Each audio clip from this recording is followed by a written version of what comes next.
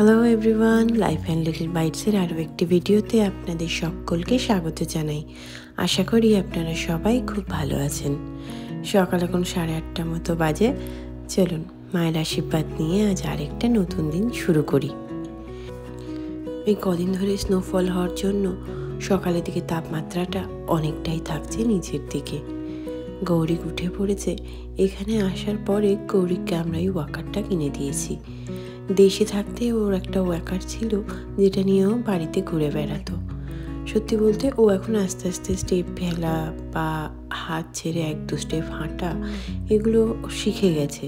ওয়াকারটা basically এই জন্য ওকে কিনে দেয়া, যাতে ও একা একা বাড়িতে একটু ঘুরে বেড়াতে পারে।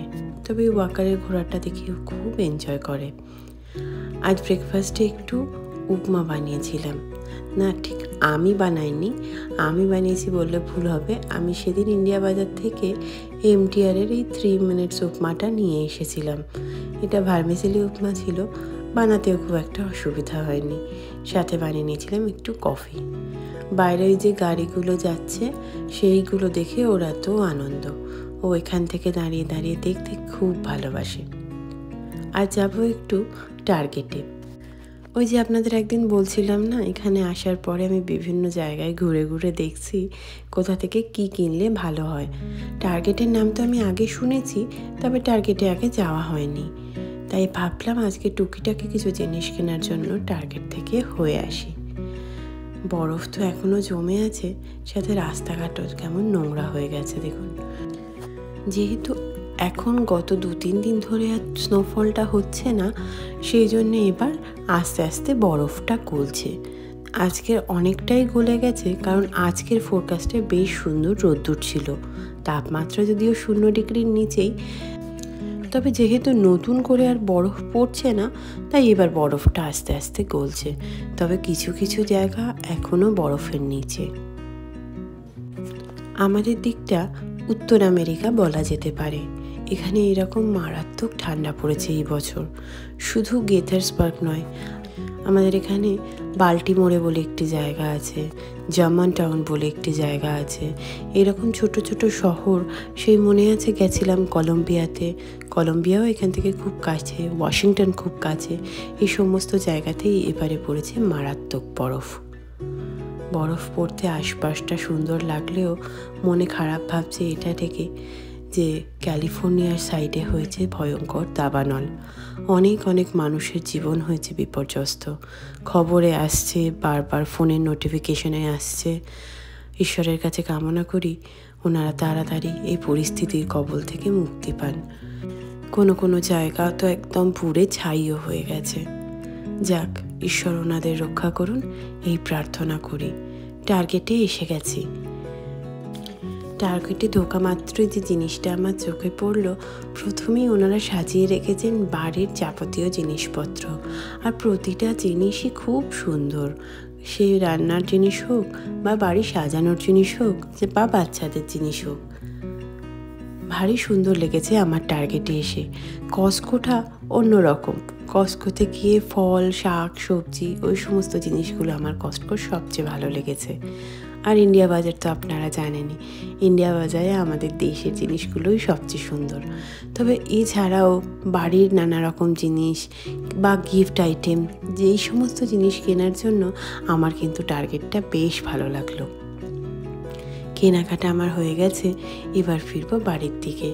রোদ একটু উঠলেও রোদের সেরম তেজ নেই, তবে আশপাশটা লাগছে খুব সুন্দর। চলুন এবার বাড়ির দিকে ফিরি। এই সময় যখন আমি বেরিয়েছিলাম, বাইরে তাপমাত্রা ছিল প্রায় 0 ডিগ্রির মতো। তবে বেশ সুন্দরভাবে উপভোগ করছিলাম ঠান্ডাটাকে, কারণ তার আগের কদিন তাপমাত্রা প্রায় -3-4 বা তার নিচে ছিল। বাড়ির কাছাকাছি এসে গেছি, এবার চলুন বাড়িতে যাই। এই রেলওয়ে স্টেশনটার কাছে একটা খুব সুন্দর মিউজিয়াম আছে। আমি গুগলে দেখলাম, তবে আমার বাড়ির এতটা কাছে সেটা এক্সপেক্ট করিনি। কোনো একদিন ঠান্ডাটা কমে গেলে নিশ্চয়ই আসবো। ওই যে দূরে দেখা যাচ্ছে আমাদের অ্যাপার্টমেন্ট। তাহলে এবার ফিরি। আপনারা সবাই আমাকে যে ভালোবাসা দিচ্ছেন আমার প্রতিটি ভিডিওতে, তার জন্য আমি আপনাদের কাছে কৃতজ্ঞ। যদি কেউ প্রথমবার আমার ভিডিও দেখছেন ফেসবুক থেকে, তাহলে একটা ফলো করে দেবেন, আর ইউটিউব থেকে দেখলে আমার চ্যানেলটি সাবস্ক্রাইব করে দেবেন। আজ আর এসে সেরকম কিছু রান্নাবান্না করিনি, একটু বানিয়ে নিয়েছিলাম নুডলস, ভেজিটেবলস আর চিকেন দিয়ে। নুডলস আমার মোটামুটি রেডি হয়ে গেছে। সত্যি বলতে সকালের দিকে বাজারে গেলে অনেকটা সময় এনগেজ হয়ে যায়, তাই তাড়াহুড়ো করে নুডলসটা বানিয়ে নিয়েছি। গৌরীগো ঘুমোচ্ছিল, ঘুম থেকে উঠে পড়েছে, এবার আমরা ওর সাথেই সময় কাটাবো। এই ছোট্ট পুতুলটি আজকে ওর জন্য আমি নিয়ে এসেছি টার্গেট থেকে। যা বুঝলাম পুতুলটি ওর বেশ পছন্দ হয়েছে। এখন চলছে তাই তার জোর কদমে খেলাধুলো। আজ গৌরিকের জন্য একটা মিরর বুক নিয়ে এসেছি, এখন চলছে সেটার সাথে খেলাধুলো। বাইরে থেকে রোদ্দুরের আলোটা পড়ায় এই রিফ্লেকশনটা বিছানাতে পড়ছিল, আর ও যাবে সেটাকে ধরতে। বেশ মজা লাগছিল, কিন্তু ছোটবেলায় আমরাও এরকম খেলতাম বড়দের সাথে। গৌরিকের বাবা দেখে বলল বাইরে নাকি সামনে একটা অ্যাক্সিডেন্ট হয়েছে। এখানে এখন অ্যাক্সিডেন্ট হওয়াটা মোটেই অবাক করা বিষয় নয়। রাস্তাটা এত স্লিপারি হয়ে আছে, গাড়িগুলো গ্রিপ পেয়ে যে চালাচ্ছে সেটাই অনেক। আজ গৌরিক একটা নতুন মাইলস্টোন ক্রস করলো। এই প্রথমবার বিছানাতে দেখলাম ও হাত ছেড়ে একটু একটু এক পা দুপা হাঁটছে। হাত ধরেও হাঁটতে পারে, কিন্তু একা একা পারে না। বাট আজ এটা আমরা প্রথম দেখলাম। গৌরিকের জন্য আজ এনেছিলাম এই বোতলটা, ছোট্ট ছোট্ট কয়েকটা সিলিকনের বাটি, কয়েকটা সিলিকনের প্লেট, আর এই চামচগুলো বেশ মজা, জানেন, খাবার গরম হলে চামচগুলোর রং পাল্টে যাবে। আর নিজের জন্য এনেছি ক্লিপ, আর আরও কিছু জিনিস এনেছি, সেগুলো আপনাদের পরে দেখাবো। যাক, ভিডিওটা আজকে এখানেই শেষ করি। ভিডিও ভালো লাগলে অবশ্যই একটা লাইক, কমেন্ট, শেয়ার করে দেবেন। সবাই খুব ভালো থাকবেন। নমস্কার।